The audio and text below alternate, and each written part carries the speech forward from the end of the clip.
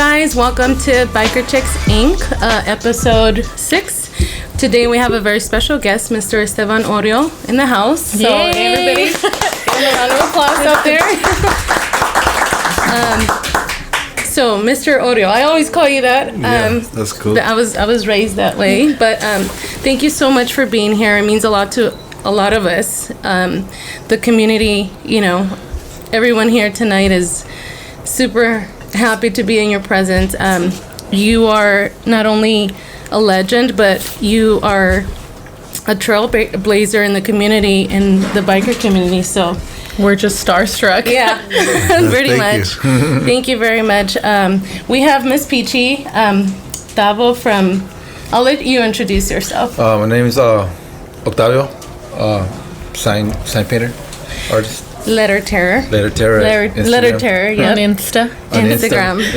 And IG. So, most recently, you did the documentary that you directed, right? Yeah. LA Originals. We've all watched it. Yes. We were super impressed. A lot of us don't know or didn't know the history behind a lot of the things that went on. Cypress Hill. Just all these people that you came across. One of them was Red Hot Chili Peppers. I'm a huge fan. And the fact that you were there, that you've been around for 25 plus years, is just amazing. Like, we have history sitting right here, and how has it been for you to just, look in the mirror and say, I've done all of this? How do you feel about that? I feel good about it when I see it, like now, just looking like the books and the magazines and the Joker flyers and stuff. Like, I'm like, dang, that's all my stuff. But I never really look back. I'm always looking forward, and like I'm looking at today and tomorrow and the next 10 years. Like the things that I'm shooting now, I'm thinking about, because the way the culture is right now, everybody's just blasting stuff out, who can get it out first and the fastest, and social media, and it's not always a quality, it's more about like quantity and like who does it first, like fast food kind of. That's true. That's a very good point. Me, I'm thinking about like, well, they already like burned it out, whatever's happening right now, they burned it out to where I don't even want to show my pictures. So I'm gonna wait for 10 years, 10 or 20 years, which sounds crazy, but it's not. When totally makes sense. The first book I put out, this one right here, LA Woman, I put out in 2009. So that's already 12 years old already. The second one was 2013, and then the most recent. Then this one was 2018, I think. So it sounds like a long time ago, and it is, but it doesn't feel like it, so I know that towards the future that it won't be like that either. It's like, it sounds like a long way away, but that 10 years will be here quick, and I'll be ready then. So right now there's a Japanese photographer, his name's Araki, Araki, if anybody wants to check him out. But I looked in the back of one of his books, and it had all the books he's been in, and it was like 250 books. Oh, wow. And he's in his 90s probably now, and he still shoots. And I thought, like, if I do this, back when in my 40s, I was like, if I could just do 10% of what this guy did, I'll be kicking ass for me, Wow. So that's 25 books. So, here's 3 right here. I got 3 coming this next year, or this year. This year? Yeah. Oh, wow. So That's cool. I'm headed there, but I still got a little bit of time. Even if I did like one a year, I'm looking at 22 years down the line, So what are you looking to shoot? What's your inspiration for the next 10 years? Well, I already did it, Oh, okay. Basically, it's my publisher wants me to do LA Woman 2, because I have enough for maybe 5 or 10 volumes of LA Woman that I've already shot. Okay. Then I did a book on Japanese bikers called Bozozoku. I don't know if you guys have ever seen those. Well, was it what you showed on the documentary, or is it like a whole different thing? Because I saw how the whole Japanese culture and how you were shooting out in Japan and all that, but I haven't seen. They make these custom bikes. They're like Japanese bikes, but they put big, huge backrests, and they have big fairings, and they have really big bars, and all the paint jobs are like candies and flakes and striped, and they have murals on the whatever's a mural on the bike is a mural on the helmet. And to me, when I first saw that, because I had a photo agent in Japan, and he was like, "Hey man, you got to see these Bozo bikes. They're kind of like your guys' lowriding thing back home." So we went looking for them because they're like gangsters. Yeah. So you can't just call them up or look in the phone book for them. So we went looking around for them, and their thing is they just get in a group and they get the cops to chase them all night. Oh my God! And the cop. Are you serious? Yeah, and the cops get at the end of it all, the cops get the stragglers who are left behind or somebody broke down. Somebody broke down. That's who they get. Oh, that's tight. That would be me. You'll be taking one for the team. Yeah. So they spend all night just driving around in their neighborhood, crazy. and the cops are chasing them. And that's their way of gangbanging. yeah, it's fun for them, and if they see somebody from the other neighborhood, they got bats and stuff like that, so they go at it, but that's funny. when you trip out on the way they dress and the way they build their bikes, you're like, damn, this is cool. I look at the similarities of what we got going here. Yeah. So that book's coming out next. Then LA Woman 2 is going to come out, and then I have the third one is lowriding. It's 25 years of lowriding all around the world. Dang. All the different countries that I've shot lowriders, like Thailand, Japan. And all this is you kept it in actual film. Yeah. So it's you all have 35 millimeter negative. Nice. And I have I have file cabinets at my house or at my studio. I'm about to buy these fireproof ones though, because everybody that I know goes, "Hey, what if there was a fire? What if there was a fire?" That was my first thought when and I'm like, well, what if? I don't know. Even one of my homies, all his shit burned down. So he's had years of photos of Tupac and everybody, and it's all burned, gone. And he did. And back then, there wasn't the whole thing of scanning your negatives and storing it. Like once it's gone, it was gone. So. You can't ever go back and shoot history, Right. Once it's gone, it's gone. So then the last one is 25 years of lowriding, and then I'm working on trying to get a documentary with Cypress Hill going. Nice. And, Cypress Hill, Sin Dog. Probably put something out with them, book, for that, and then I just got to keep it moving from there, But I have it all on a list of paper, all planned out and all that, but when it comes to the memory, it's hard to get in there. Yeah. When you put your books together and your photos together for these books, do you use any sort of Photoshop or anything like that, or it's just straight film from the camera to?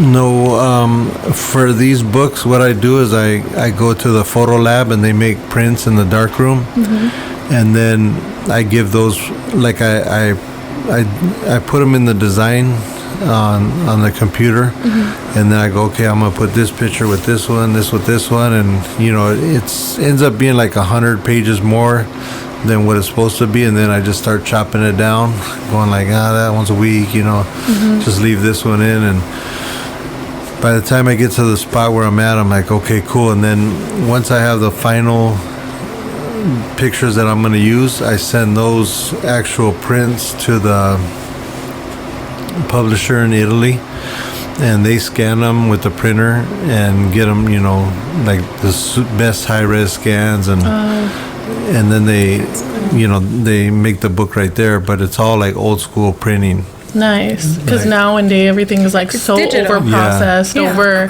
photoshopped. Yeah, all them, they're raw images. How they were some of That's the girls nice. are like, I had a little dot on my forehead. I'm like, well, you had a little dot on your forehead then, you know? Sorry about that. Shooting makeup. Awesome. Yeah, you shouldn't have had it. Yeah, that was photography back in the day. Yeah. You had to just Yeah. live with it. That's awesome. Have you gone digital with everything that you have, or just a lot of the stuff? Like, do you shoot digital, or are you Just still for doing? work.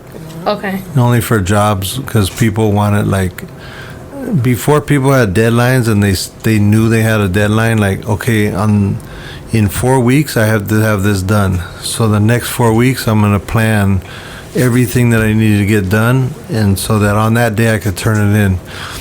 Now people will say, like, oh, the deadline's tomorrow. Yeah. So if we shoot today, the guy can, do it digitally and give me the photos, and I could put them in for the deadline tomorrow, which is like, it's kind of like you're half-assing and like rushing shit, I like the old way better, where, people thought ahead and you could, plan shit out and do it right, and, it was cool. But now On everybody, social media. yeah, it's like as soon as you shoot, Yeah. like you see shit people take pictures of within an hour, Yeah. like So, when they rushed the Capitol building. Oh yeah. Like all the news channels Oh, yeah. were posting pictures that were happening like 5 minutes ago. So these dudes were like Yeah. downloading it to their phone and emailing it out. Like, And some people were even live streaming from the Capitol to Yeah. the news. Like it was insane because everybody just wants everything so fast. Instant gratification, Yeah, basically. exactly. Right? Yeah. so it's, it's hard to compete with that. So I don't even try, I'm like, fuck that, I'll just, Keep it I'll old just school. do it when I feel like it, Yeah, and put out quality work and not. Yeah, that's all I'm thinking Overprocess. about. Like, just I could take time to chill and just like let all them run and go put their shit up as fast as they can. I'll sit back and pick the best ones and look at them, and then if I don't like them, I'll go back and pick them again. And then by the time I want to put my shit out, I know like I didn't put out something I didn't like. Yeah. What do you look for when you're shooting? Like, what's your focus on? Like, do you know what you're looking for, or is it based on like the whole ambiance or whatever? Like, what is it that you? Yeah, look it for? depends on where I'm going or who I'm shooting. Like a lot of times, like in this Los Angeles book, a lot of those were jobs that I was doing for magazines. So they would say, hey, go meet this guy, he's here or there. And I've never met this guy before, like a rapper or whatever. And I never been to where he's at. So they'll be like, hey, this guy's recording at this studio. They said you can come by from like 1:30 to 1:45 and take some pictures of him. So I'd be like, well, damn, like, first of all, that's not that much time.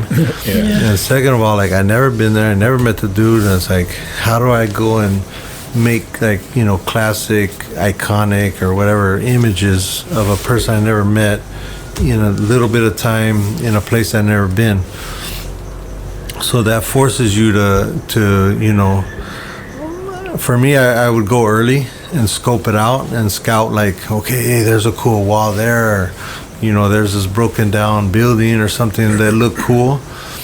And I would say, I'd always tell, like, Snoop Dogg, the first time I shot him, it was at a studio in Burbank, and it was dark in there. They wanted a dark and cool vibe and all that. And I was like, well, fuck, I can't really shoot in here. It's too dark. I shoot outside with no lights. Yeah. So I was like, hey, Snoop, I found a little alley in the back. Is it cool if we shoot out there, He's all, yeah, you want me to go outside? I go, yeah, is that cool? He goes, yeah, let's go. So, usually people are like, where you want me to go in the alley where? outside? Wait a minute. But Snoop was like, yeah, let's roll. And there was this guy, went down the alley. So there was a guy who had like a wooden fence. And on the fence, he had an old sign that said, beware of dog. And it was all faded and looked tore up, but it looked cool. So I was like, hey, man, let me shoot you right there. Is that cool? He goes, yeah, man, let's do this. So, like, I shot him in alleys with, different people's, like, backyards and stuff in the shot that looked kind of more, like, grimy. And the magazine loved it. It was a little bit too grimy because they told me it was a cover and 10 pages. It was for a magazine called Rap Pages that Larry Flint from Hustler used to put out. Because people think Hustler was, like I told people, I mess with people, I go, yeah, I used to work for Larry Flint. And they're like, you work for Larry Flint? You used to do porn? I go, well, I work for Larry Flint. What do you think I did? And they'd be like, That's funny. oh man. But he had like gardening magazines, he had guns and ammo, he had rap magazines, he had white boy music magazines, he had everything, like That's 25, like it's called Flint Publishing or Flint Publications. So they had like 30 different kinds of magazines. So I shot for the rap one, but it was a little bit too grimy for the cover, and so they just put my photos on the inside. But that's the kind of situations you roll up into, like you roll up, you have to don't improvise. know nobody. Yeah, you got to be quick with it, and you got to know what looks good, like right off the bat. Like right when you see it, you're like, okay, that's it. Like you don't have time to be like, well, should I shoot here, because he's Dr. Dre's waiting for him. So I can't have this guy out there in the alley by myself, me and him, walking up and down the streets. It's like, hey, Dre's got a beat on the thing and he's waiting, and we got to get out and knock this shit out. So that's kind of how it goes with, back then. Like now it's different. Like I rarely shoot, rappers or actors. There's no more magazines. There's no more real rappers. So I don't really, get to shoot, Yeah. I just shoot my own shit, and I work the old stuff I have. Mm-hmm. But, and the new rappers, they have their, like for me, I think I was the first one that was a photographer that rolled with the group, in the group. Yeah. I was like part of the group. Yeah. Whereas I think everybody started seeing that because they'd see me backstage shooting everybody and videotaping everybody, because I was just like, I'm out here, I might as well have some fun. My job's done for as far as getting the stage set up, putting the merch in the merch booth, making sure the guys know at 4 o'clock we eat, 6 o'clock we sound check, 8 o'clock the first band goes on, we go on at 10, we break down, we're out of here at 11:30. So everybody knew the schedule. So in between all that shit, I was like, I got time to play. Yeah. And instead of wasting it, I went and filmed and did photos. And I think a lot of other bands saw that, and they're like, hey, we need a homie like that comes out and films and shoots and this kind of thing and that. So now everybody has a photographer and a videographer, and then those guys have people that are behind the scenes of them, and then that guy has a guy that shoots behind the scenes of him. So there's like 5 guys shooting behind the scenes of behind the scenes of behind the scenes of the guy shooting. So it doesn't compare though. Yeah, it's like it's a crazy, crazy time now, but I get it, Yeah. So like those guys, they get paid by the month probably. They get a couple G's a month, and they're expected to shoot pictures every day and video content every day. Yeah. And for me, it's like, you like to do one job is like you got to break bread, because back then there was the photos and the video had value, because it was like you only did publicity photo shoots for album packaging and the album cover, and then you would do like some singles photo shoots. Like I'm talking about music business. Right. And then there would only be like 1 or 2 videos per album that you did a video to. So that's all the content that they would get and that they would pay for. So they would pay good money. The other way that the bands would get content is if a magazine sent somebody out there to shoot an article for them. Mm-hmm. But then that was only their pictures, that wasn't the group's. So it was a lot different then, Now it's like everything's like everywhere exposed. Yeah, you got to be like, hey, this is me waking up, this is my coffee, this is me in the bathroom, this is my fit for the day, this is, my whip's ready to go out for the day. This is me at the first stoplight. It's like ridiculous, but that's so true. You didn't think Go ahead. No, I was just gonna say, No. talking about video shoots. I know you've done some with like Asian bands. Yeah. You know, like completely talking. I guess I'm assuming Japanese, right? Because my agent in Japan, I would go on tour there with House of Pain, and he was like, I was like, hey man, I take pictures. You know, would you ever be interested in having a guy a foreigner shoot for you? He was Australian, but he spoke fluent Japanese, and he mostly repped Japanese people. And he was like, yeah, I'm down to try it. So he got us, me and Cartoon, our first art show in Japan in, I think, 97. And then we were talking about doing that, like the LA Portraits, the gangster book. Back then, I was going to do a book over in Japan about all that stuff. And then he started getting me work. And he's like, hey, when do you want to come back? I go, man, I'll come back next year, you know? When's a good month where it's busy? And he'd be like, come back this month, and, you know, can you come for 30 days? I was like, yeah, sure. So I'll go for 30 days, and he'd have me a couple photo shoots set up, you know, every week. You know, like this week you're going to shoot a fashion magazine. This week you're going to shoot tattoo magazine. This week you're going to shoot some cars. Next week we got a video shoot for you. You know, he'd have it all scheduled.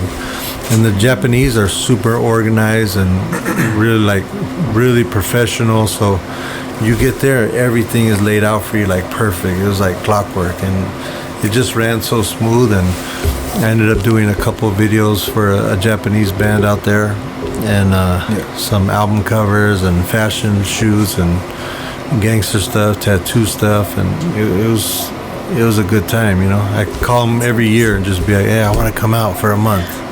He's like, yeah. And I'd come home with enough money for a couple months, and I was cool because everybody was fighting for the same shit over here. Yeah. Yeah. I was like, cool, I'll go be big in Japan for 15 minutes, you know? Yeah. Would you say you and Cartoon are responsible mostly for bringing the LA culture to Japan? I wouldn't say that exactly, but I would say we had a lot to do with it. Because in 1992, when I went with House of Pain for the first time, and that was the first time we were presenting Jump Around to them, and the song was already blowing up here, but when we went to Japan, it was like, you know, fuck, how, you know, it can't be on the radio here, like how are they going to accept this? And we went and did a couple shows, and they went crazy. So then I had, you know, known that there was lowriding out there at that time, and when I came back is when I met Cartoon at a Penthouse Players record release party, and he was telling me, hey, I'm going to Japan to, you know, mural some lowriders. I go, damn, that's cool, you know. I go, I just got back from there. He goes, what? You know, kind of like, I thought I was the only Mexican going out there. But I was like, yeah, I just got back, homie. You should try this place. Go eat. It's like Indian food, this moti place in Roppongi. And I was like trying to hook him up with different spots to go to. And I was like, you know, try these spots if you go out there and check this out and check that out, you know. So when he came back, he was like, hey, homie, I checked all that shit out. That was badass, you know. That's and that's cool, like, when you have friends that are traveling or friends from other countries. Like, I have friends from other countries that if I always tell them, hey, if you ever come to LA, hit me up. And I'll make time, you know, to take them around and be like, okay, you know, because some of them are photographers. And I'll be like, what do you want to shoot? You know, and they'll be like, oh, I want to shoot some lowriders, some gangsters, some graffiti, some girls, you know, like just some LA shit. I'll be like, okay. And I'll call people that I know, you know, that are, you know, because you can't just roll up anywhere and just start doing that. You know, maybe you could go to Myers Street and get all that in one day, you know. You see guys on bikes, a couple, you know, 20 feet away, there's guys with lowriders, and, you know, you could just shoot it all right there. But I like to, you know, get them in different areas and stuff so that the guys get like a different, get their own shots. You know, they're not getting the same shot as 50 guys 50 are getting here in LA. You know, like everybody has the same location, the same people, the same shot. You know, it's like, they're just swapping out people in cars or people on bikes, you know. So it's kind of challenging to always find new places and new shit. Like I'm always going around looking, and I'll see something. I'll be like, oh man, I gotta shoot some, you know, a bike here, or a car here, or something. And then I'll forget about it when it's time, when I get the person. Be like, what was I gonna shoot this at? But now I started writing that shit down, you know, like I got a little thing that says locations, and I just write them all down. So if, you know, something comes up or somebody just wants to shoot, I go back to my little list, and there it is. I know you have a lot of pictures with a lot of depth, like nice angles. Do you see that through your camera, or do you see that before, like when you're creeping up to the spot? You kind of see like, okay, the angles on this building is gonna look cool for this. Yeah, no, I see it when I'm in there. When you're know? there, you just like I'll see like lines and stuff. Yeah. Like a building will go like the line like that, and then a car, you know, like the lines will go together, you know, and I line all that up as I'm going, you know, because you couldn't plan that, you know. There's no way unless you went there with your car and practice, you know, okay, if I put the car here with this, it'll look cool. Because you never know, because of the sun, and the sun, you could go and plan this shot, it's the greatest thing in the world, but you might not shoot till next week, and that person can't shoot at that time, and the sun will throw it off, and you're asked out. You know, the shot is like, you can't do it. You're just like, oh, well, it looked cool when I saw it. So you always have to like look, okay, at 3 o'clock, this place looks good, you know, and you know, I got to be here at this time, you know. Yeah. That's cool. What's one of the craziest experiences you've had with photo shoots? Just the top of your head, whatever.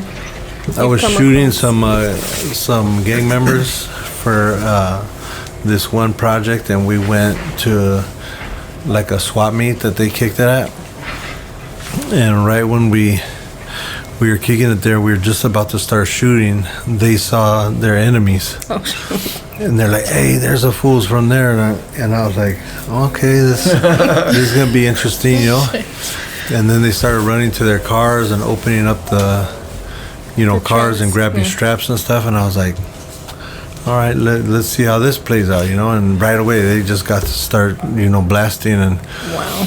And shooting for real. The guy, I was shooting the shooting, but this the guy ended up like, you know, shots were being fired at him, and he boned out. And the guy I was taking pictures of goes, man, he goes, I bet you got some gangster ass shit right there, huh? And I was like, no. And he goes, what you mean? I go, I didn't shoot it. And he goes, why? And I go, because, homie, if like, let's just say that guy died and the cops came and everybody got busted, what is there to show that this guy got killed because of this? Yeah. Me. And what's gonna happen to me when they take my camera and they're like, oh man, we would have got off, but that fool had the, you know, pictures, and the cops took the camera, and you know, now they're doing life, and you know, their whole neighborhood and their family hates me because I'm the one that had the photo, you know. So I'm like, I don't have no incriminating shit of people, because for what am I gonna do with it? Yeah. Put them out there on blast, and then they're, you know, fuck their life up, you know, just so I could say I got this gangster shot, you know, like. And that's so crazy that you say that, because now everybody's waiting for that like world star moment to get somebody doing some illegal shit, or like to get somebody fucking up, and just the values that you have not to do that, you know, like, well, also because your life is on the line just in case. I gotta live here. You know, like I'm not a tourist or an out of towner. I was born and raised here. I know how it goes, you know? Yeah. If you're the guy that's the reason that somebody's getting busted, you're asked out, you know? Yeah, so they come after you. Fuck all that. That's crazy. That, and I think going to Afghanistan during the war and shooting, you know, like in areas where it was active, like where we were, like at the end of the street, there was a guy that there was a helicopter that got brought down, by Taliban. I think there was like some Turkish people in there. Damn. And they kidnapped them all. Damn. They took them out of there. Then like down the street at the corner market, it was like kind of like a little corner store. They blew it up. There, you know, a bomb went off in there. So being in a country, and I shot in a prison there. So being in a country Oh, wow. where there's an active war is one thing that's crazy. And then I went to a prison that was full of Taliban people. So they're like, hey, you want to go shoot the Taliban? I was like, yeah, sure. You know, like I just say yeah to everything because 99% of people are full of shit.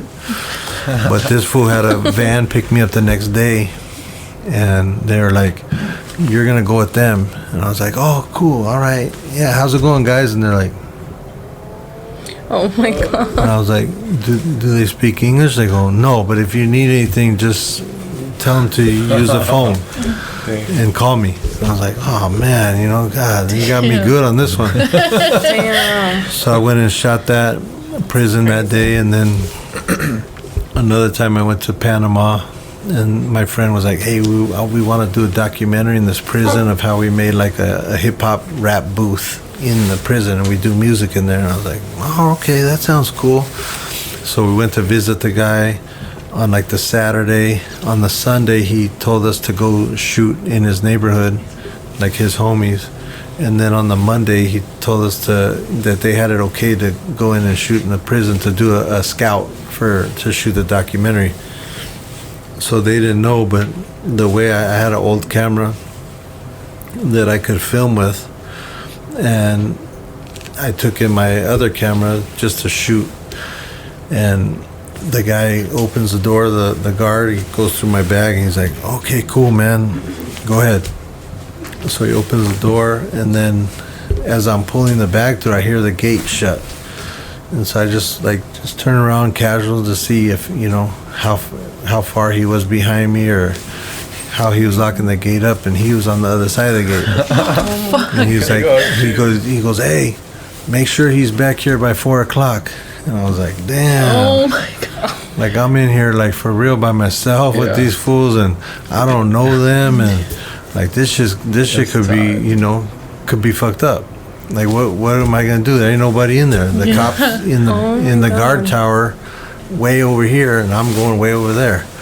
But the homie that I was with, he had a lot of respect there, and he was cool. He was like, don't trip, you know. Oh, my boy, you're with me and my boys. And they had one homie helping me carry my bag, my camera bag. He's like, hey, let him carry that so you could just keep shooting. I was like, all right. We ran through the whole little prison right there. It was right on the Panama Canal, and I shot all kinds of crazy shit, you know.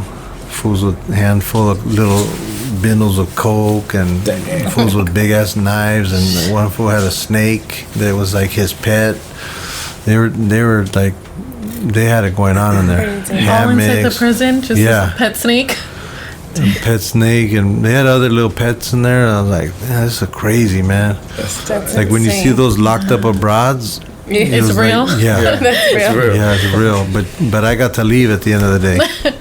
So it was cool, you know. Did you give them any pictures, or did you? I gave the guy that I went with. I gave him them to give to them, you know. Oh, okay. But the documentary never got done, so like we didn't end up ever going back to shoot the documentary. So it kind of like died out, and then, but I have the photos, and you know, that was that. What we really wanted to do was maybe take Cypress there to play, because you know it had to be somebody that could speak Spanish, and kind of do like they had Johnny Cash in Folsom. Oh. Like he went and played in Folsom, awesome. And he ended up doing an album. Like that type of thing. Yeah, that's awesome. But take, you know, Cypress Hill down there to play in the prison, and you know that's what I was like going for, you know. But it faded out, you know, like a lot of other stuff, and never happened. Call him up. Yeah. They're probably still there, huh? Yeah. Still in there. This pet snake still there. I noticed you've been working a lot with Baldacci. Yeah.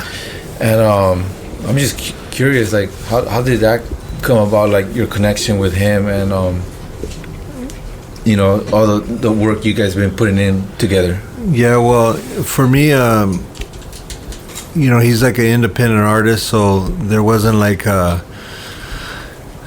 we had got at each other before on Instagram, I think, and then he got busted for a couple years. And when he came back out, we linked back up, and then it was kind of like, hey, what are you doing? What are you doing? And I don't think he was on the label that he was working with at that time, so he was like, you want to do some photos? I was like, yeah, let's do some. So we did like a shoot for my clothing company, Joker.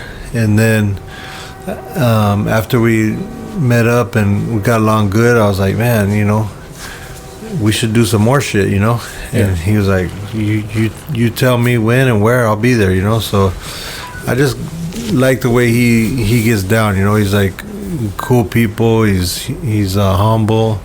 He's appreciative, and he don't act funny style in no kind of way ever, He's always just like the coolest dude, and after you've been around a lot of people, you appreciate that kind of mentality and person more than it's not about like all the other surface shit, like me and him, like, got into some good conversations and became friends, and it was more of like like a homie connection rather than like, I'm a photographer and he's a rapper, and rappers and photographers work together, doing cool photos, It was more like, I liked the way he carried himself, and he liked the way I did my thing, and I just was like, people were like, hey, what do you want to do? You have somebody you want to shoot? There was a couple of like magazine type things that I was doing, and I brought him in on, and then Anthony Bourdain was like, I want to get you shooting, somebody in your culture, or somebody that you feel comfortable with, and somebody that you want to bring that we could shoot you with. So I called him up, and he came down, and we knocked that out. And then the more and more things we started doing, I brought him in on this Nike documentary. It was called "If the Shoe Fits." Awesome. And I gotta look that one up. And then there's a couple other things I brought him in on. And then I just started like getting to know him and his family real good, and I was like, once I heard his story, like his backstory, and the way, like all the way back to when his his mom met his first brother and sister's dad, and their story, all the way to where it got to him now. Yeah, I was like, man, this is such a bigger story than just like you're a rapper with some tattoos and you're a gangster. Yeah, there's like so much there. So we started working on I brought him in on the LA Originals. I was like, his story alone is a documentary, Yeah. So I've been shooting that and interviewing people around him and putting that together. And because of the way LA Originals came out and went to Netflix, and it was just streamed, Yeah. The traditional way you go with a documentary is you take it to film festivals, and at those film festivals, that's where people try to buy it to put on a network, or they try and buy it in overseas markets. But because LA Originals went straight to Netflix, we didn't have to do all that. So I kind of want to go back and do that with him. Yeah. And go do a documentary on him and my homie Lepke, and do that the traditional way, going through the film festivals, and just start from the ground up. Yeah. Because we kind of skipped a couple steps by it going to Netflix, and the way it came out during the COVID, and everybody was stuck at home, and everybody was like, we had all of our people promoting it. It was kind of like a cooler way than what it was talked about. Yeah, it did number one, right? On the Netflix. It was on there for a while as number one. Yeah. For documentaries, it was number one, and then it was number 4 overall. Nice. So, you know, that was a big thing for us, coming out with our first movie, you know, and that's put a lot of weight on my name for as far as now being able to get meetings with people that we wanted to meet with, and where we can, you know, maximize that opportunity. As fans, we're thankful for it, man. Yeah. When it came out, we were just excited. We're like, dude, no way, dude. And then all the backstories, all the little details you guys threw out, the stuff we didn't know about as fans. Yeah. And you guys shared that. We're like, dude, that's dope. We really appreciated that, just man. to see LA on Netflix was like, Yeah. what? Yeah.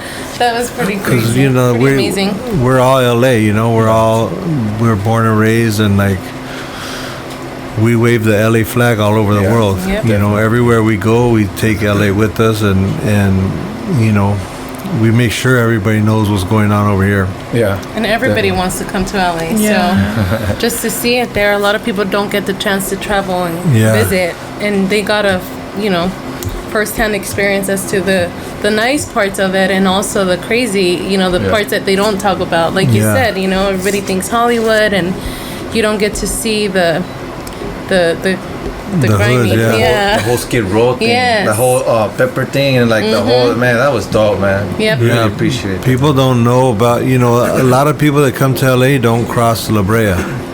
You know, they Yeah. stay in Right. that area over there. Right. You know, they don't go past Olympic, and Yeah. you know, they go from Hollywood to Olympic, from La Brea to the beach. Yeah. Yep. And that's about it. You Yeah. know, it's like, we want to show them everything, you know. Yeah. Like, you want to see Real LA. like, Yeah. this is, you know, what we grew up in. I grew up all over the city. I was born in Santa Monica, but I've had apartments or lived all over the city, you know, and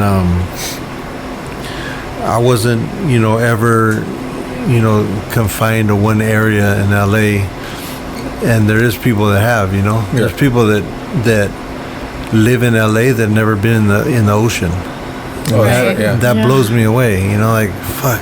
People come from all over the world to come to the beach Yeah. in LA, and to like Do you just live put here? their feet in it. Yes. And there's people in LA that they're like, That "Nah, don't- I ain't going down there. It's dirty. and That's it's- my dad. My dad is like that. I'm gonna get all Yeah. sandy and all that Yeah. shit. You know, if we want to get wet here, here's a hose. Yeah. You know, like, for me, I just wanted to show everybody, you know, it's not all Baywatch, or it's not all, you know, the Whiskey a Go-Go or the Roxy, you know, and it's not all, you know, this other shit, you know. A lot, you know, for us, we're into art, low riding, bikes, you know, and everything that comes with that. So that's Yeah. what we wanted to put out there. Yep. What was one celebrity that you were like starstruck by, that you say like you never thought you would actually shoot? Is there somebody? Oh yeah, for sure. The first one was Dennis Hopper, because, you know, I watched all his movies when I was younger, and I even named my car, my 64 Impala's name's Blue Velvet. I named it after a movie that he was in. And then you know, I've watched him in Apocalypse Now and Easy Rider and all that, and like, you know, just being around a guy that's been in all that classic shit, I was like, man, this is it, you know? Like, That's crazy. I felt like I made it, and it was for this magazine, for Juxtapose. Oh wow. And the guy who was running the magazine at that time goes, hey, we want to do a thing of like celebrities interviewing celebrities, and want you to shoot it. And they're like, we have Dennis Hopper, who could you get? And I was like, I got Be Real and I have Scotty Conn. Yeah. And they go, okay, yeah, let us pitch that. And they came back with Scotty Conn, because Scotty Conn he's my homie from a group called the Hooligans, which is part of the Soul Assassins. And it was him and Alchemist, and I tour managed them as kids when they're 15 years old. I see. And since then, he's, you know, blown up into this huge actor, you know. And his dad is James Caan from Godfather, Thief, you know, all these other crazy movies. So I was like, he's perfect, you know, because Jimmy Caan and Dennis Hopper from the same era, and you know, that was when the movies were that I grew up to, where, you know, when I was going to movie theaters with my family, those were the guys that were Yeah. the headliners. crazy. So, you know, we got Scotty to do the interview. And it was just so cool, like, you know, being around, like, you know, Dennis Hopper was telling Scotty stories about his dad, you know. He's like, yeah, Jimmy, you know, this, that. Yeah, I remember we were on the set of this movie, and, you know, they just were going back and forth, and I was just like, damn, I'm right here, you know, just tripping on this, like, this is kind of cool, and I put it together, you know. It's like, that's all right, you know. And then when I got the picture back of him, because I was kind of bummed out, because I thought, you know, he had bought a house. He's probably like one of the first guys that gentrified, you know, a ghetto like type neighborhood. He went and bought this big ass pad in Ghost Town in Venice, which was like the hood of Venice, and he put this huge ass pad in there, and he was just kicking it there, you know, like. And I was thinking that we were gonna shoot at that house, and they're like, "Oh no, we're gonna meet at this condominium." That he was like, what do they call it? It's like an artist resident. And so he brought all his art to this building with condominiums, and he had like a painting on every floor. And in exchange, they gave him a pad to live in. Wow, that's nice. Must be Like nice. a little condo, you know? And it was on Marina Del Rey. So it was like, you know, 10 floors up. And, you know, all it was just like, you know, a regular condominium, like the new microwave and the new, you know, 2 bedrooms with central air conditioning, heating, and like a little balcony. So I'm like, fuck, what am I gonna do here, you know? And I took him out on the balcony, and it was like a foggy day, but you could still see all the boats. But with photography, if the light is not the same on the subject as the background, and you have to compensate for the subject, like, you know, for him, and the background was going to be blown out. So you know, I had to go for the lighting on him and risk losing the background, but it was cool because it was just like it brought all your focus to him. So I was like, man, you know, I felt like I made it that day. That's awesome. And then I was like, if I ever shot Robert De Niro or Al Pacino, I'd quit. It's over. Righteous kill. Yeah, either one of them. Yeah. And then I shot both of them. Yeah. And then they liked the picture so much that they used it as the campaign to advertise the movie. Yeah. And they put on the DVD and the Blu-ray and shit. And I was like, I could quit now. That's it. See you guys later. I did it. Yeah. And then like I was like, you know, clowning with my homies and shit. I'm retired, man. I'm going to Home Depot. I don't give a fuck. I'll go work a regular 9-to-5 job, and it's over for me. You know, I don't care if I'm stocking shelves or whatever. I don't give a fuck. Like I did my thing in that, you know. Wow.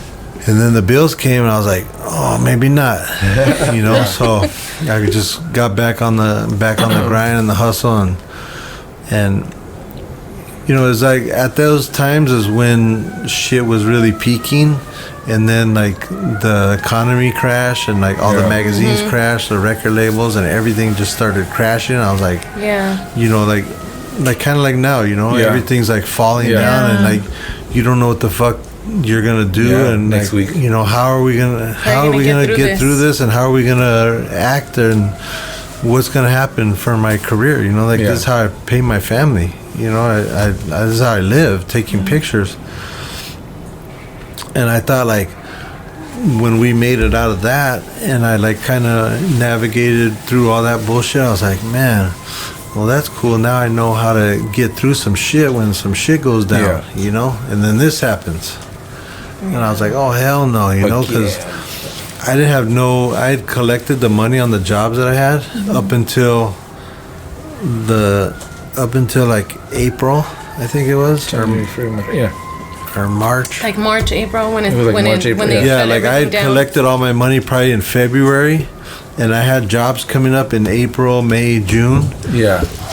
That wouldn't probably pay until like August, September, October. But I had enough money saved up to get me through to that point. But the jobs were like confirmed. They're like, you're doing this job, we're shooting this day, you're getting the money on this day, and we're all good. I was like, oh, cool. It's going to be a good year. The COVID hit. All the jobs got canceled. Everything got canceled. I was like, man, now what? You know, I go, I didn't feel so bad because we were all in it together. Yeah. Not in the same boat. Yeah, nobody could go to work. Yeah. Nobody could do shit, you know, like, and my job is being around people. And now everybody's like, can't be around each other. So, like, I can't do my job. But I couldn't collect none of those money that everybody was getting. Like, I was applying, they're like, oh no, you don't, you know, you're in another bracket. Like, you're in a different kind of job. Like, you don't get that shit. And I was like, well, damn, man, you know, like, now I'm really fucked, you know. Then the movie busted out, and people were like looking for me and looking for shit to, you know, like, what does he got? Like, how can we find this guy's stuff? And they're all going to my websites. And I have 2 stores, merch stores online, because one company was like, hey, you know, we only want to keep these products. And I was like, well, then what do I do with all the other stuff? And they go, I don't know, whatever you want to do with it. Give it away, burn it, do whatever. And I was like, well, I got to open up another store for that stuff, you know? So I had 2 stores. Well, the one store closed down because of the COVID. They're like, oh, you know, the cops, you know, shut everybody down. It's over. But the other dudes were like youngsters, and they're like, man, fuck that. You know, we got families. Like, we'll go through the back door. Like, they ain't gonna shut us down. And they ended up the cops came 3 times, and they're like, man, what do we need to do to get this shit, you know, get you guys off our ass? And they go, well, if you made masks or something like that, you know, you could stay open. So we're like, make masks? Okay. Went downtown, found a person that makes the masks. Started putting logos on the masks, and they're like, we're back up. Nice. So those dudes were like, I don't know what's going on with it, because they didn't know about the movie. They're like, I don't know what's going on with you, but your site is going crazy right now. People are buying, like, they bought the books, they bought the shirts. You have the Joker site as well, right? Is that the Joker site, or you have that one in Europe? No, that's a European distributor. Oh, okay. But those guys do their own thing, but, you know, we're together, but they just license the name. Oh. And give me a check, you know? Yeah. So, like, I don't see what's coming in on there. They just tell me at the end of the month, like, hey, we did this, we did that, you know? But with my stuff, I see it directly, you know, and I'm like, I'm tripping out. I'm trying to call that other guy. I'm like, hey, man, open up, you know, like, make masks or do something. Like, the orders are coming, you know, like, you can't close, you know, and no answer. It was just like dead issue. I was like, telling my boys, I was like, hey, what can we do? He's like, whatever you want. Like, I still had stuff in my garage that I had in boxes that I had never sold or anything. And I was like, well, I got some stuff in my garage. And he's like, bring it. So we brought it, took pictures of it. We were putting it up on, you know, in my store, and the shit was selling out. That's awesome. So I was like, okay, cool, you know, like, that'll hold me over for now, but, you know, then what? And then, like, I started talking to friends of mine that had other companies and other websites and stuff, and I was like, hey, you guys want to do a collaboration? You know, like the guys from Fools Gone Wild. Simon. Oh, yeah. We did a shirt with them and a hoodie. The homie Frankie that does Cholo Fit Creeper, I did a shirt with him from some picture that I had from before, and I did a shirt with Cookies, the weed company, with Burner, and there was just a couple companies that Born and Raised. We did a Soul Assassin collaboration, and those collaborations, even though I wasn't able to shoot or get any work that way, those collaborations kept me going, you know, on that side, you know. So it was like a tough situation, but we were able to get through it and figure it out. But, you know, who knows what's going to happen next, you know? We're excited, man. Oh, we're waiting for it. I know. Have you considered, like, teaching lessons on photography, like having a class of young or people that would like to learn? I mean, I would love to. I just don't think I'm that guy that could teach anybody. You know, like, everything that I know, like, people are like, if you just tell people your story, they could learn from that. I'm like, they can't, though, because everything that I did, you can't do now. Like, I went to magazines, and I had to have a portfolio with my photos, like big prints like that. and I'd have to go and sit in the office and wait for the editor of the magazine to come out. And they're like, yeah, you know, you got an appointment? And yeah, I'm here to show you my pictures, you know. And they would just go like this. They go, oh, okay, cool, thank you, thanks a lot. They send you on your way, you know. And you're like, fuck, man, that didn't go good. So there was a lot of rejection in what I do, you know. But you know, some of those people that just flip through your shit, they're like, they already knew they wanted to hire you. So you'd go back to the pad and you're like, you got a message, hey, you got that job. I'm like, damn, really? I didn't think that guy liked my shit. He just was like, threw my book on the floor, like, you know, get the fuck out of here. I was like, so everything that I did, the way I came up was the traditional way of how you did shit back in the day. But now, like, I had an agent, you know, and they were the ones who would call people and be like, hey, I got a new photographer, you know, can we send him over to see if, you know, he can shoot for your magazine? Or I got a new photographer, can I send him to see if he could shoot for some of your artists, you know, coming up with a record? And you can't do that no more because there isn't that no more. So like, there's no magazines even to show your shit to. Yeah. So everything is on the phone, digital, on internet, on IG. Yeah. You know, if you can go, you can make your own. You're your own agent because you put up your work there for everybody to see, and you're your own magazine. You know, you're your own editor. You get to pick what pictures you want to show the world, and your work is being displayed. You know, you're your own art gallery. You know, your work is being displayed all over the world, 24 hours a day, 7 days a week, 365 days a year, and you can reach so much more people and places. And you know, like, people don't even text me, you know, like, anymore. People just DM me. Like my friends. They're like, hey, fool, where you at?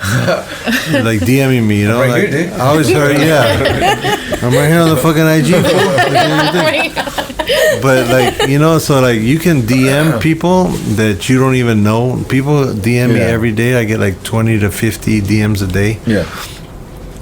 People saying like, I love your work. Some people say like, you know, they'll get like a tattoo of the LA Fingers on them, and I'll repost it for them, or they'll post one of my photos and I'll repost it for them. And then there's the other ones that are like, hey, I got a new record, can you post my video, or can you post my song for me? You know, you have a big following, and like, you know, he's like, I got 20 followers, can you play my song? You know, some money, bro. You know, so like now I'm a radio station, and I'm like MTV on my IG. You know, it's like magazine, MTV, radio station. Like I'm everything on this little phone. You know, and then, you know, I try to help, you know, people as much as I can. You know, like, I get hit with a couple of the missing kids, and you know, the GoFundMe, GoFundMe's. My, you know, my cousin died, my uncle died. You know, can you post my GoFundMe for?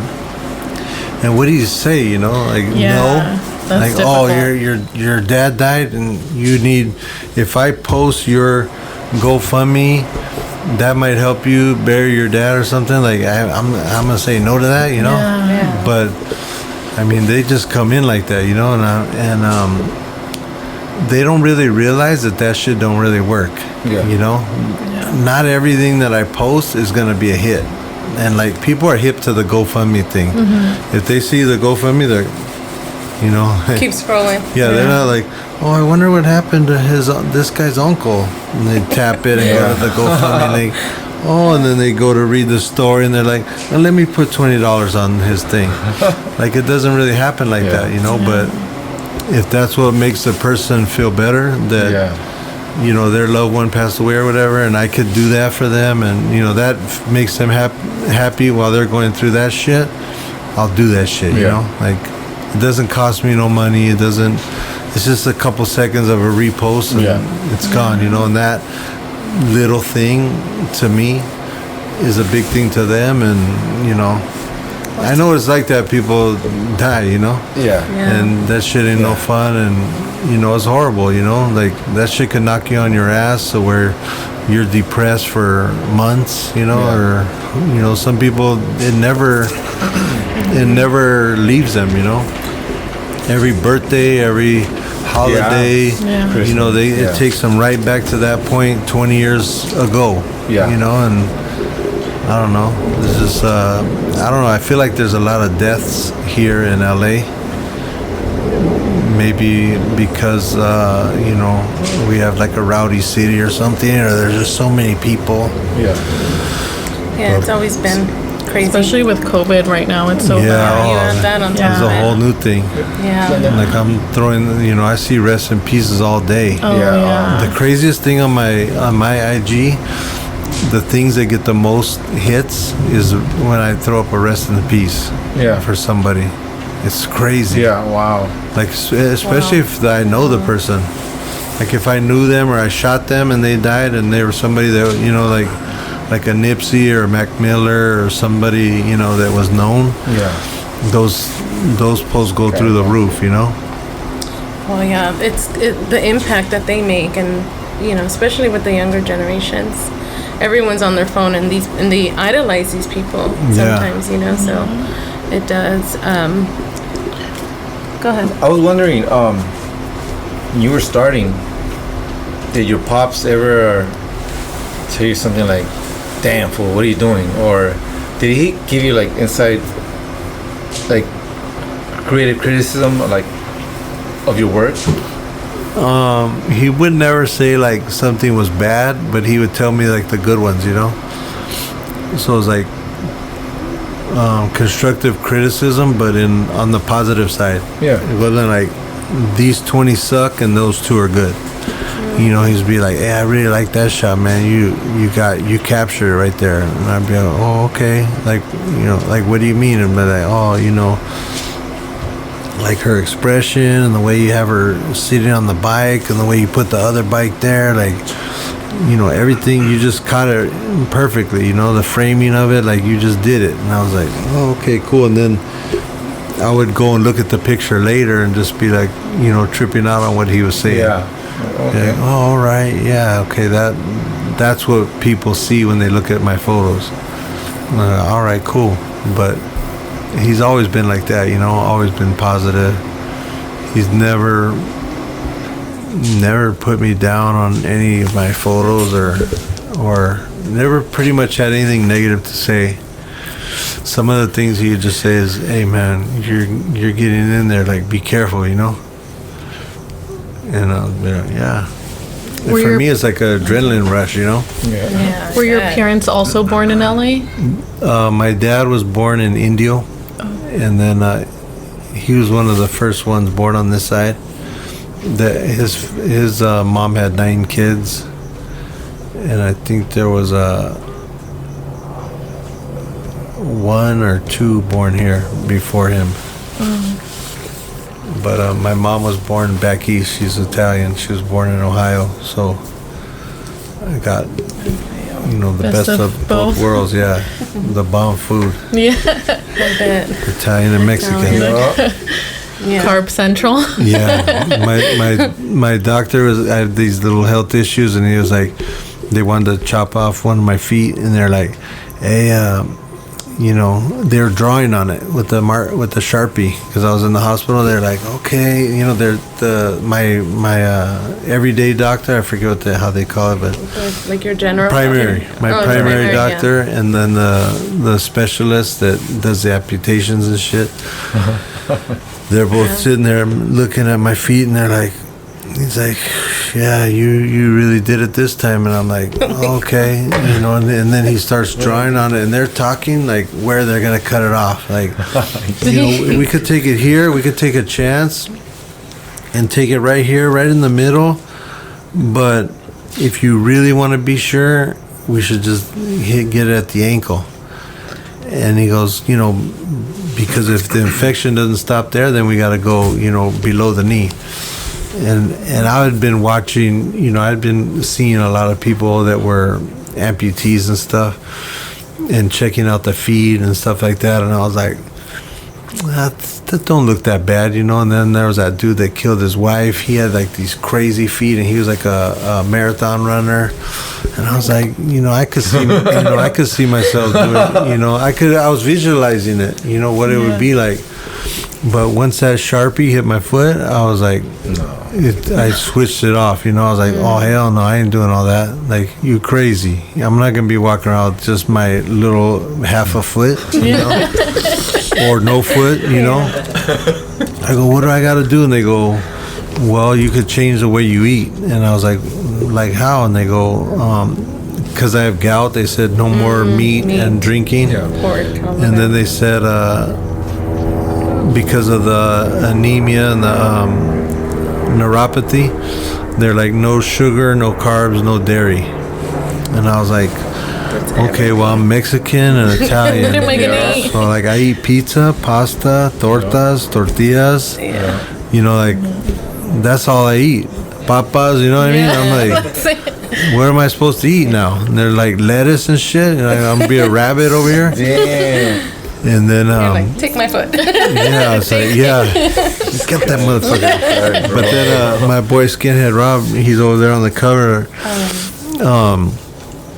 He's been vegan for so many years, and I was telling him about it. He goes, don't even trip, bro, I got you. He goes, I'm gonna take you to some spots that you're not even gonna know the difference, you know. You're gonna think like you're eating meat.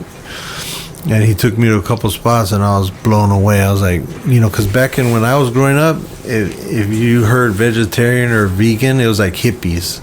Yeah. And they were going to give you like lettuce and turnips and beets and shit. And you're just going to be like, oh, man, you want me to eat that shit? But now, like, there's chefs, and, you know, they're killing it in that game. Especially in LA. Like, there's so many vegan places here. I went to North Carolina, and my friend, she's vegan, and she's like, I want to move to LA just so I can eat out and have, like, a good experience with vegan food. Yeah. They have the best here. Yeah. Like, I'm finding places that are incredible. You know, I take all my homies that are not vegan. I was like, just try it, man. Like, you know, because I'm trying to help them get healthy. You know, they got diabetes, this, that, and the other. I'm like, just try like a little bit, just chip it away. You know, maybe you don't have to eat vegan every day, but maybe one meal a day, or, you know, something. Switch it up. Because, you know, I've been to the point where some shit was going to happen, you know, and I've seen people die from their health. Yeah. So I'm like, you know, we ain't got to go out like that, you know? Like Cypress says, we ain't going out like that. Yeah. So, you know, I'm just trying to help people that, you know, from my experiences, like, you know, maybe they could, because I lost like 50 pounds. And when you lose 50 pounds, like, you get your jawline back, you know, you start looking in the mirror a little bit, like, hey, you know, I'm looking kind of cool. I was wearing 4Xs, and like I put on a 4X now, I'm like, damn, like I used to wear these shirts this big, like that's crazy. And I look at pictures of me like 20 years ago, 15 years ago, I go, what the fuck was I thinking? And I thought I looked cool. Yeah. Like, you know, like you're like, man, I was blowing it. Like, I wish I did that shit 15, 20 years ago. I would have been, you know, on some shit. And then I was listening to like this dude on IG. His name's David Goggins, and this other guy, Iceman Hoff. And I just tripped out on all the shit that they would talk about, and just started doing things that they said, and like regarding food or food and working out and just the way your mentality is. This guy, Iceman Hoff, they call him Iceman because he gets in the ice every day. He does like those ice baths, or he takes cold showers every day. And I just started doing that shit. I just said, fuck it, you know. I talk about beast mode, this and that, so I'm gonna try all this shit. And I started trying all this crazy shit, and it was working. I was like, man, this is cool, you know. And started hooking up the homies, telling them, hey, you should do this shit, you know. And they're like, and so a couple of them do it. You know, they don't do it as much as me, but, you know, as long as I can get a little bit out of it, you know, it feels better to see them happier and feel better, you know. Yeah. Well, since you brought up Cypress Hill, we've mentioned to you that we ride with Cypress Hillbillies. Yep. We ride with Sendog. He's really nice. You know, he's been really good to us. And you ride too. Yep. How did you get into riding? I bought my first bike. I was either 12 or 13. It was a Honda XR75, and I bought it for $300. And then I went up to $300. Yeah. Oh. And then I went up to XR, I think 100, and then I bought a YZ 125, and then I got into the 250s, dirt bikes. Then when I got old enough to ride in the street, I started riding street bikes, and I had a girl who had she had a 77 shovel head, and I had a Honda street bike, and she crashed my Honda. Oh my God. She was just going real slow, and going kind of like, when you go around an intersection, like in your neighborhood, you're like, let me make a U-turn. And she dumped the bike, and I'm like, the handlebar bent, there's a big ass dent in the gas tank, and just my bike looked shot out. So I was like, oh cool, while that's getting fixed, I'm gonna ride your shovel head. I'm taking you because it was bigger, it was too big for her anyways. If she couldn't even hang with my bike, she's definitely, that was too much for her. So then I was like, man, these Harleys ain't no joke, so I got a 2006 Road King. I went and bought it at the Harley dealership, put down my 2 G's and started making payments, and then I put a 23-inch ape hangers on it and put some pipes on it, and I was smashing. I love that bike. And then What year was that when you got the Road King? 2005. 2005. Oh, okay. And then some guy hit me, I think in 2015. A guy was I was going down this big street, and he was pulling out of his parking place, and I saw him going back and forth. He had a Tacoma or a Tundra truck, and I was like, man, let me get over so that this guy can take off and take this lane, because he's reckless over here in just the parking space. So right when I get over and I get up to him, he goes to whip a U-turn.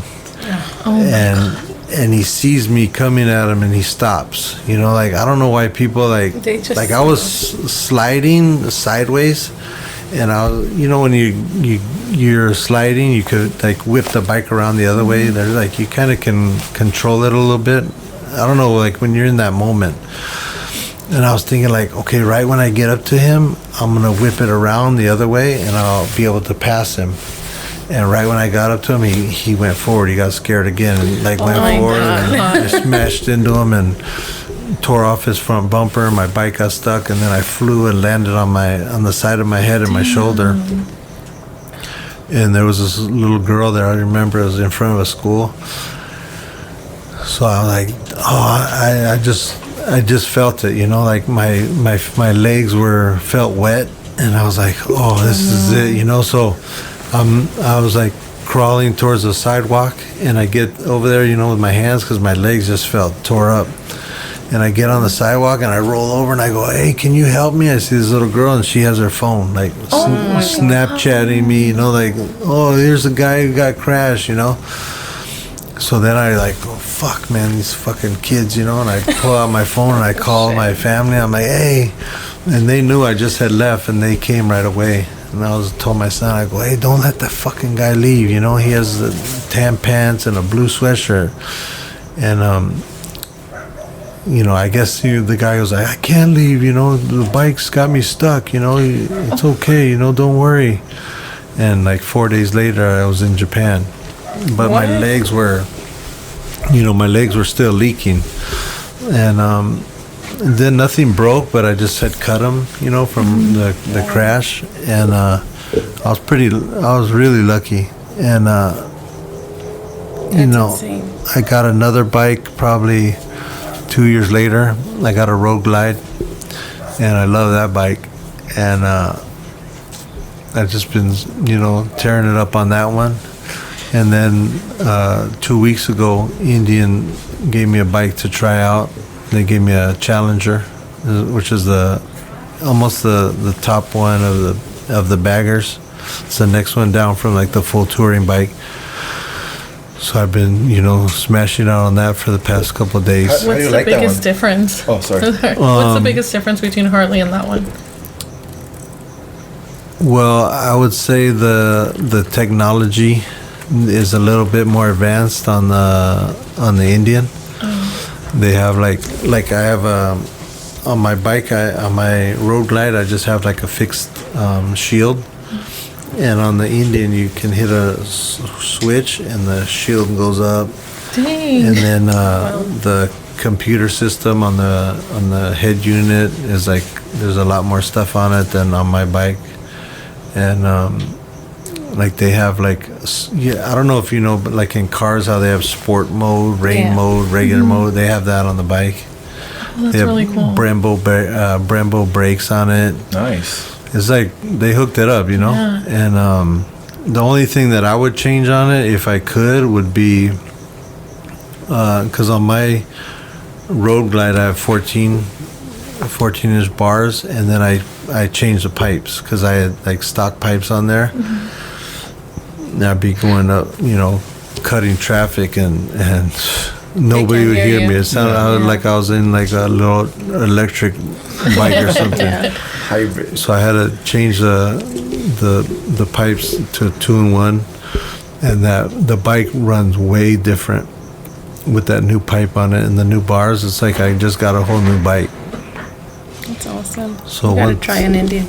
It's Like I was really surprised, I have a lot of Harley homies that are just like, what are you doing? Yeah. I'm like, hey man, they let me roll the bike, I'm gonna roll it, Like for me is, I just want to try something new, Yeah. And Yeah. They're giving it to you to try for free. Why not? Take it and roll it around. So, I'm not the one to say no when there's a good opportunity. Yeah. They don't ask for nothing. They're not like, hey, post it 100 times a day, or they're like, just enjoy it. So I don't mind if I do. Yeah. I already put like 500 miles on it, and I intend to put a couple thousand on it. I was gonna ride it tonight, but I'm glad because it was raining. Yeah, I mean, a And I little. would have been, And that rain came out of nowhere. It was just like, I would have been able to try the rain mode though, which would have been cool. She wore a rain suit, dude. Yeah, I got a big poncho to wear. There you go, Pancho. We should go riding one day. Whenever you're yeah. around. You can let me know. Yeah, we'll set it up. Anything else that you With all the life experience that obviously you've done so much in your life, what is the main thing that you've learned that you would want to share with a younger generation? Or I would just say,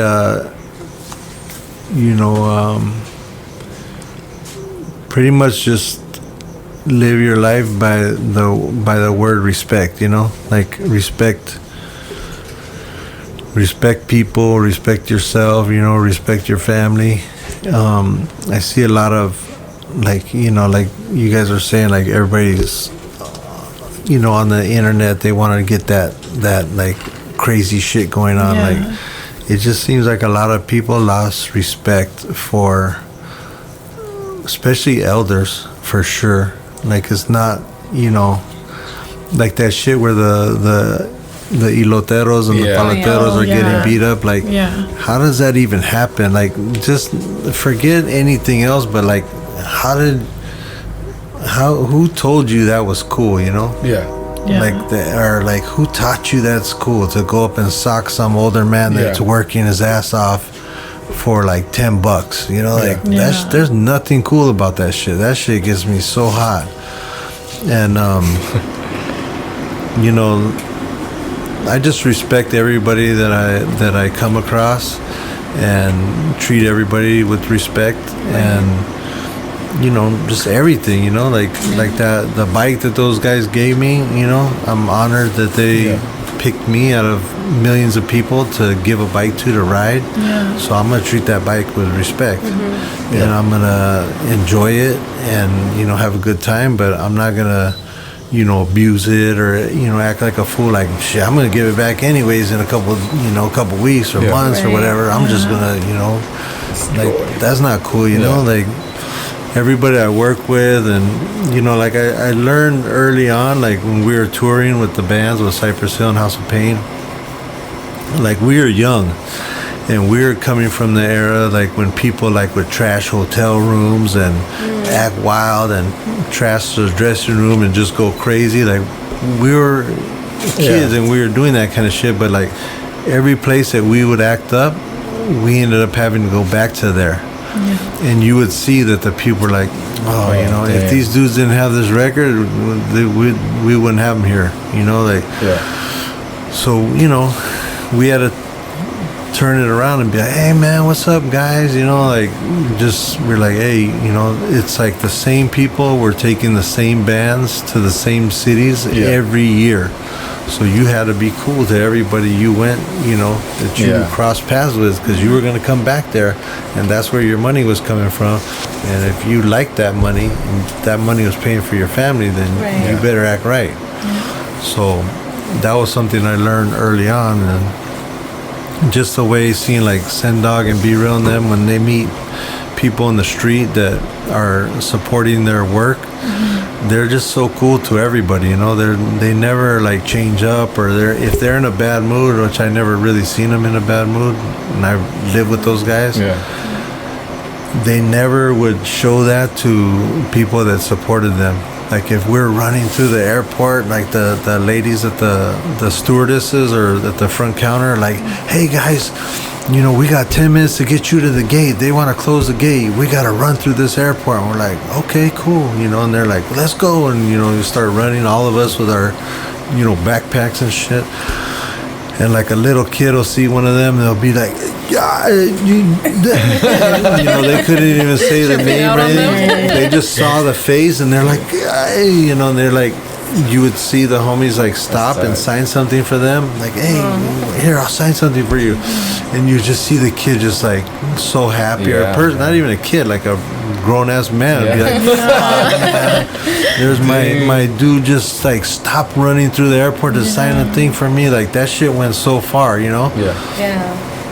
those are the people that are buying your shit, that are making it to where you can do this shit, So I've seen other people on the other side of it be like, fuck off, I'm here with my, with my lady or my friends, like, kick back, fool, and those people are like, I'll never fuck with them again.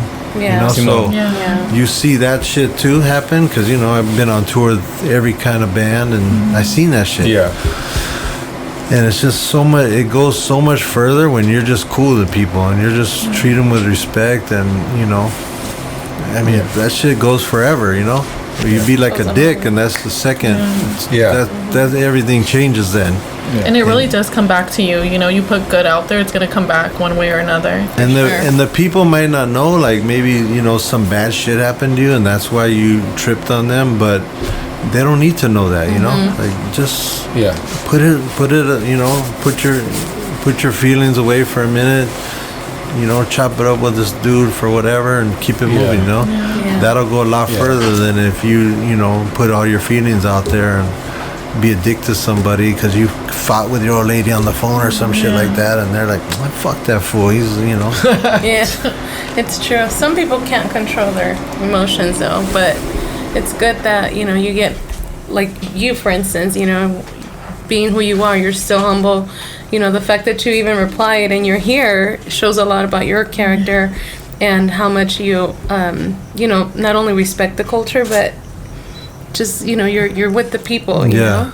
Yeah, I don't like to, I wouldn't want somebody to say like, oh, that fool thinks he's too good, like that shit ain't cool. I've seen it happen all the time, And for what, Like, what are you going to do? Go watch TV, or some shit like that? Like, if I can go chop it up with some people that like what I do, then why not, Yeah.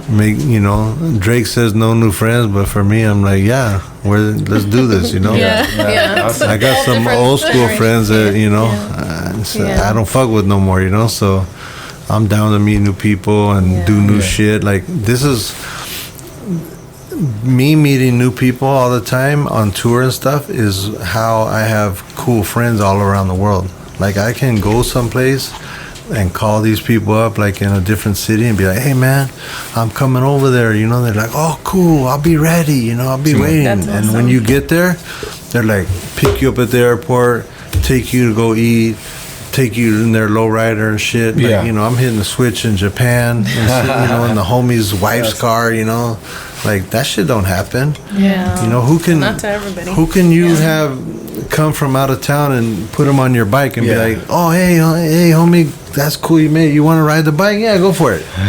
Yeah. Like that shit just don't happen. Yeah. But when you're cool to people and you treat them with respect and you grow like a genuine friendship with them throughout the years, you're like family, you know? Yeah. So that's how I just been rolling all these years, and that's what's worked for me. That's a way to do it, honestly. Yeah. So we always like to wrap up our little podcast episodes with one question, which kind of leads to several. The most important question, I feel, because that's how we get to know people.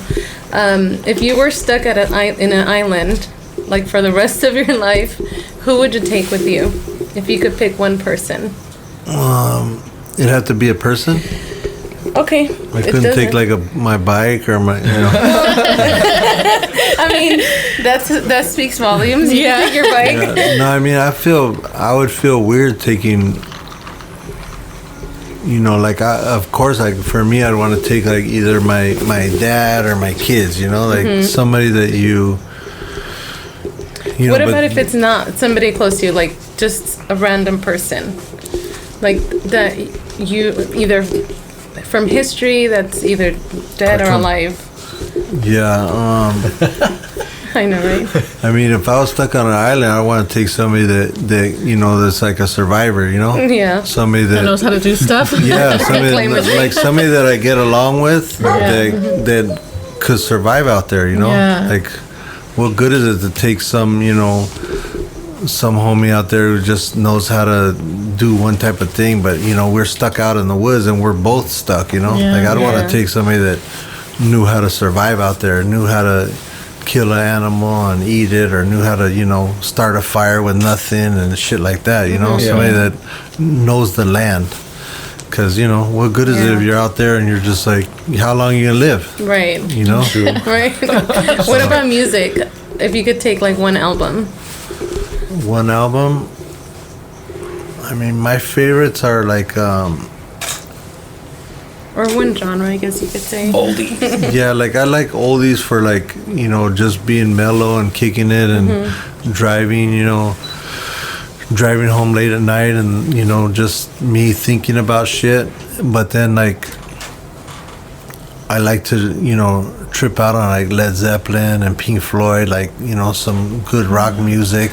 And then I like some hip hop, to where I just get me pumped up, so I mean, for me, Take a playlist. yeah, I'm too I think I've been through too many generations or decades to like pinpoint like One specific one. Like maybe if I was in my 20s, I could fire that off quick, Yeah, that makes sense. But things change. Like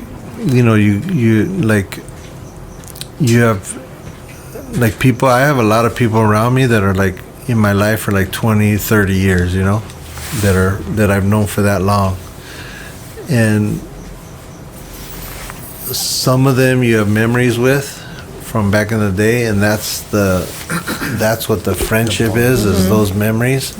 And like you had your family, they have your family, they have their family, but you remember those times in the 90s, and that's why that's your good friend. You're like, man, we did so much cool shit, And then there's the friends that you've grown up with the whole time that you've been in contact with the whole time, and you still are chopping it up, and it's like nothing's ever changed. Like you've never had. I have friends that I've never had an argument with in 30 years, which trips me out. You know, like I had one friend that I did like that. We never ever argued. We always got along great, and then one thing came up with money, and he tripped out, and that was it. You know, that sucks. He told me like I lent him some money, you know, to help him because he was going through, his mom died, his stepdad, you know, kicked him off the property, and I was helping him get back on his feet. He couldn't work. He has MS and all this type of, you know, health problems and shit. I was like, hey man, don't trip, you know, like I'll help you out, homie. So I was helping him out, and he's like, I have a case, you know, coming up from an injury that I had, and I'm gonna get some money. When I get the money, I'll break you off. And I was like, cool. Yeah. So he calls me, he goes, hey, how do I get you that money? You know, I wanna throw something in your account. You know, how do I do it? And I go, well, you could just go drop it off in the bank account, you know, tell them to put this in this number, or you can PayPal me, or you could do this, or you could Zelle or Venmo, or you know, I gave Cash App, like 20 different options. He goes, I don't know how to do all that fucking shit, man. You know, I don't know all that fucking computer and phones and shit, you know, old timer shit. I'll just give you the money tomorrow. I was like, cool. He goes, come to my hotel tomorrow and I'll give you the money. I go, perfect. I go there. He had checked out the day before and was gone. No phone number, no nothing. I was like, hey, fool, I'm here at the hotel. Like, they said you checked out yesterday and you're telling me to meet you today. Like, that's weird. Yeah. You know, I'm leaving messages. And then he hit me back like, he's like, hey, bro, I'm sorry, you know. Like, if I, you know, someday I'll be able to get back, you know, what I got from you, but I'm sorry I had to do this, you know, like basically like fuck your money, fuck you, I'm out of here. Damn. That's a friend that I've had for like 35 years that I never argued with or nothing, and it came to that point, like me being Captain Sable again, fucking helping one of my homies again. And that was the thanks I got, you know. You hear it in, like, you know, Dr. Dre, you know, all these guys, that's the motherfucking thanks I get, you know, like that shit is real, you know. You get to a point where you're like, I'm always just like to help my friends, my family, people I don't even know, because like you said, you put enough good shit out there, and you know it comes back 10 times. Of course. But, you know, every once in a while, there's those ones that don't go good, and it's usually with somebody that you care about, or something you know, have in your life for a long time, or someone you know real good, and it comes back like that, and you're just like, damn, man, ain't that a trip? Like, all this shit we've been through, and motherfucker does me like that? Like, that's some lame-ass shit, you know? But, you know, it just goes with life, you know. One of those things. Territory, So that's what makes me think, like, what one motherfucker do I want to be on with an island? You know, shit, man, it could be like, like, you know, you remember that song or that movie where the guy had the little volleyball, Wilson? Oh yeah, Willis. Wilson. You know, like, what movie was that? There's the one with Tom Hanks, with the FedEx guy. Castaway. That was a good one. It was so good. It made you so sad when that little volleyball went away. He does operational himself or something? He takes his hands to there, some shit? That shit was a crazy movie. Castaway. That's gonna be the Castaway question now. It was like 2 hours long, and there was hardly any talking in it. Yeah, it was like him talking to the volleyball. It was so good though. Good one. He'd be on Fool's Gone Wild for sure. Somebody was driving by on a boat and they saw him talking to the volleyball. Like, okay. So, okay, well, and what kind of food would you take if you had to pick? I would say some vegan Mexican or vegan Italian food. There you go. Because you're still. Oh yeah, I've been for a year. Vegan? Yeah. Awesome. I mean, they said it forever. Oh, forever? Yeah, they said, you like your feet? I go, yeah. And they go, you better change that shit up. So. And it's helped, right? Yeah, for sure. I think they probably did that to scare you, maybe, no? No, the girl told me, the girl that worked in there, she was real cool. She goes, hey, we thought that for sure we were going to have to cut your foot off. And I was like, why you say that? And they go, because you look like the kind of guy that doesn't change. Yeah. You're like one of those guys like, fuck that, you know? I ain't doing that shit. Yeah. And she goes, you blew us all away here at the office. And she goes, and it's a good thing, because once you cut one thing off, it just keeps going. Like every couple years, it keeps going because people don't take care of it. Yeah. And before you know it, once they get to the ankle, then below the knee, then above the knee, then the hip, and it's done. Yeah. Yep, I've seen it happen to people. It's sad. On a side note, I met this guy that lost his leg to a motorcycle accident. He got a new leg, and he would put it on motorcycle mode because he was still riding. Like, it was a really dope leg that he had gotten. And Motorcycle mode. Yeah, it was just putting that out there. Just if anybody needs a leg. Yeah, you have options. Yeah. Nice. So you're saying I could eat Mexican and Italian? No, I think. No, I know guys that have one leg that ride. Yeah. It's pretty crazy, but there's life after everything. You can't let a lot of shit get you down, but if you can prevent shit, then why not? Exactly. If you can do something about it, and to be open-minded about it, because so many, I know my dad's like, no voy a comer eso, that like tofu or anything like that. Like, to be open-minded, like have an open mind to it and be like, hey, I'm gonna try this vegan. Like, that's dope too. Yep. Yeah. It's a lot of willpower. Yeah, for sure. So what's I guess now we can wrap it up, right? What's to come for you, and what can we look out for? Any plans aside from, because I know you're producing, you're directing now. Yeah. And you just signed up with a new company, right? With a new agency. Yeah. Yeah, they're when you have somebody like that behind you, they just got your back. And when other people see that, they're like, oh, we can't do the take advantage of the artist thing with this guy because he has a team behind him, that backs him up. So it kind of puts you on another level, like for the professionalism. Like, they know that they can't punk you or fuck with you because you're not just the little artist, the starving artist no more. Yeah. You got a big team of people behind you, and they can't play games. So that's a good thing about having like that kind of companies, supporting you. And then they just say like, what do you want to do? And I'm like, I want to do movies, documentaries. And they're like, okay, if anybody comes at you with an idea and they want you to do something, just chop it up with them and get that thing going first, and then bring it through us. Let them know that you can talk creative stuff all you want, but when it comes to the business part, you talk to them. You have to talk to them. So I'm like, that's perfect for me, because I don't like dealing with that shit anyways, Yeah. People are like, well, how much then? How much is it? And I'm like, well, how much you got? Yeah. Like, how much do you want to invest in yourself? Yeah. Or did you want me to do this for free? Well, yeah. Like, well, cool. I need to pay my bills, exactly. So like, people think like if you come out in a magazine or you have a book or you did a documentary or whatever, that you made it, but it's like not even like that, like none of this stuff it'll pay the bills for that moment of time, but you got to keep going, because it's like, okay, cool, that's over, that's done. What's next? So like, I'm constantly trying to create something for the next thing that I think that people that like what I do will like, so that they can support it.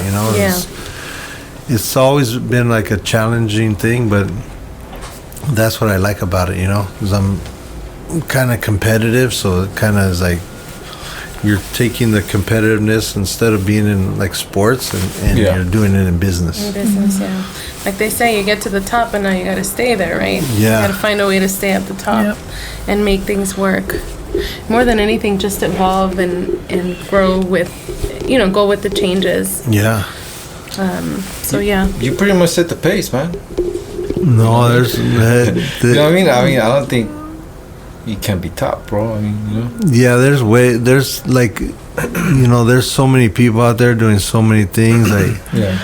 you just like there's people out there that make me feel like I'm standing still. You know, I'm like, fuck, man, I slept 6 hours. This motherfucker's out there, you know, doing all this shit. Maybe I only need 5 hours of sleep tonight, you know, so I could get that extra hour in, you know, because there's never enough time in the day for me.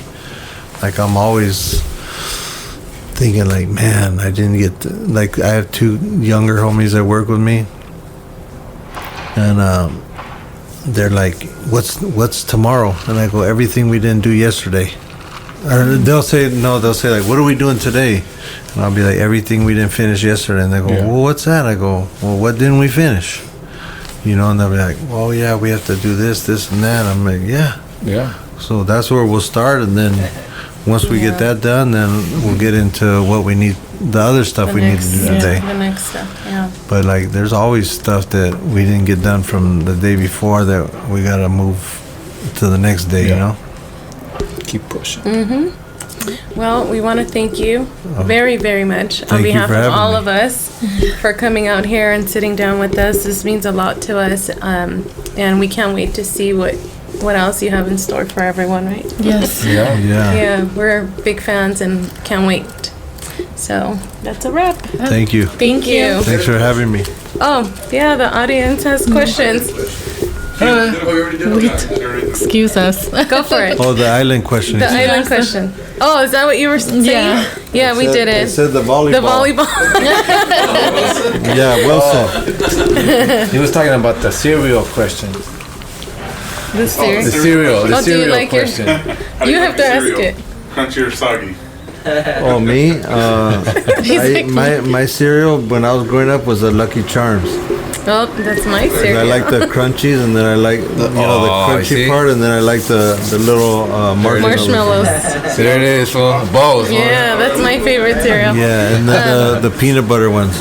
Oh yeah, Reese's peanut butter. That was good. Okay, since we're already here, Batman or Superman? Batman or Superman?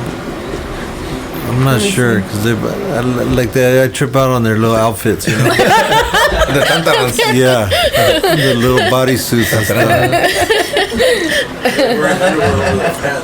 Yeah. I know, who came up with that, huh?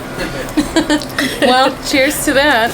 Cheers. Thank you again. Thank Cheers. you. Cheers. Oh, drinks provided by Micheladas Gallardo. Gallardo. FYI. Yeah. Yeah. We're always trying to help out, small businesses and Yeah. promote, That's the only way to do it. Yeah. So, yay.